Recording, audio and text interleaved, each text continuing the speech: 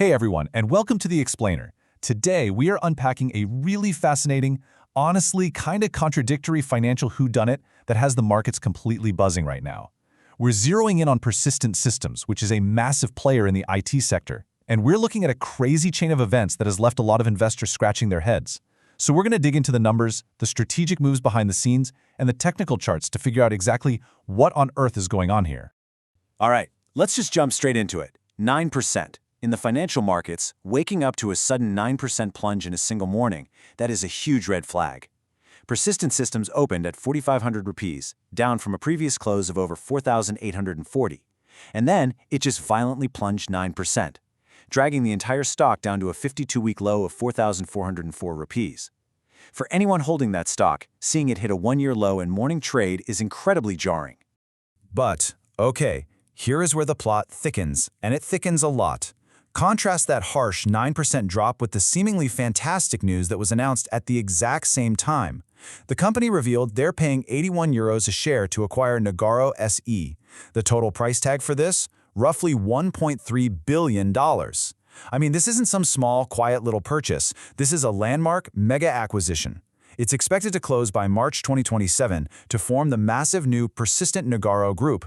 So you're probably asking yourself the exact same thing we are. Why is the market aggressively punishing a company that is just as aggressively expanding? It's a complete paradox. Usually major acquisitions that promise huge scale and growth are cheered by the market, or, at least met with some measured optimism. But a 52-week low? That tells us there are underlying fears or maybe broader market forces at play that we really need to uncover. To be fair, though, we gotta zoom out a bit. Persistent's dramatic 29% year-to-date drop, it's actually not happening in a vacuum. If you look at the benchmark BSE Information Technology Index, it's suffering a nearly identical 28% slump year-to-date. In fact, on the very day Persistent dropped 9%, the broader IT index declined too. So this tells us that while Persistent's drop was definitely sharp, widespread selling across the entire IT sector is just a really heavy headwind right now. Let's pivot and look at the actual fundamentals here, specifically diving into this mega Nagarro buyout and what it means for the company's DNA. The sheer scale of what they're building is honestly wild. This is Persistent's biggest acquisition since they went public back in 2010. By bringing Nagarro into the fold, they're adding nearly $1.1 billion in revenue. That pushes the combined entity's revenue to a staggering $2.9 billion.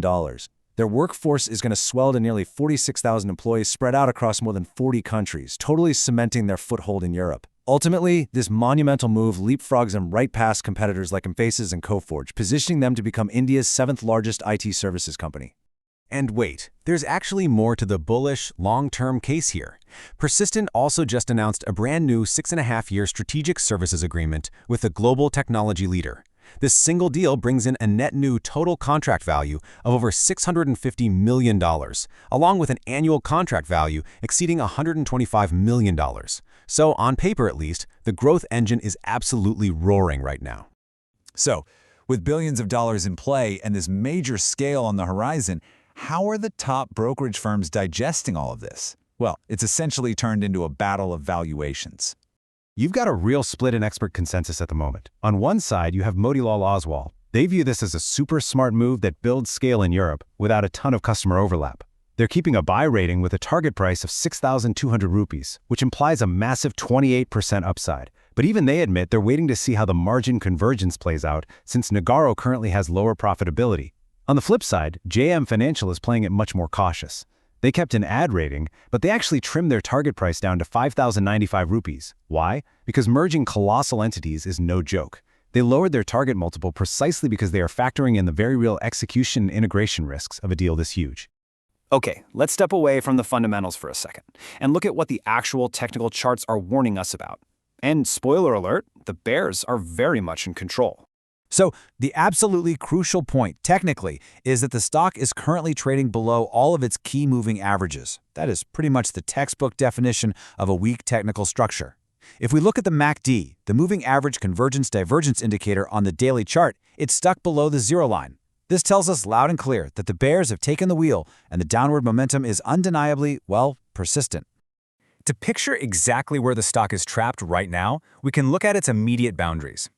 The price is currently hovering, really trying to find its footing, at an immediate support zone between 4,300 and 4,400 rupees. That's a zone established earlier in 2024.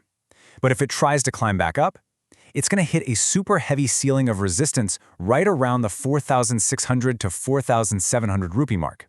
It's essentially just boxed in between these two levels. Jigar S. Patel, a senior technical analyst over at Anand Rathi, sums up the immediate expert advice perfectly here. He says you need to take a wait-and-watch approach. Basically, don't just rush in to buy the dip because the fundamentals look shiny. The charts dictate that you need to sit on your hands and wait to see a sustained base actually form around that support zone before you even consider fresh buying. But there's an even deeper warning we need to heed. If you like the Vipin content, Kumar from please Globe like and Capital subscribe. Market points out that Persistent on has actually been in a Finance Seco India. consolidation phase over the last 2 years, finding support multiple times in the 4,100 to 4,350 rupee zone. He does expect it to stabilize here, but he offers a really stark warning. If there's a decisive fall below that absolute floor of 4,100 rupees, that could shift the entire long-term trend into negative territory. That is a serious line in the sand. So that leaves us at a really fascinating crossroads, doesn't it? On one hand, you have this company boldly pulling off its biggest acquisition ever, securing massive new contracts and basically structuring itself to be a $2.9 billion tech giant. On the other hand, you're dealing with a sector-wide slump, massive integration risks, and technical charts flashing bright red warning signs. Ultimately, the true test for investors is this: will the long-term fundamental promise outshine the immediate pain of these bearish charts?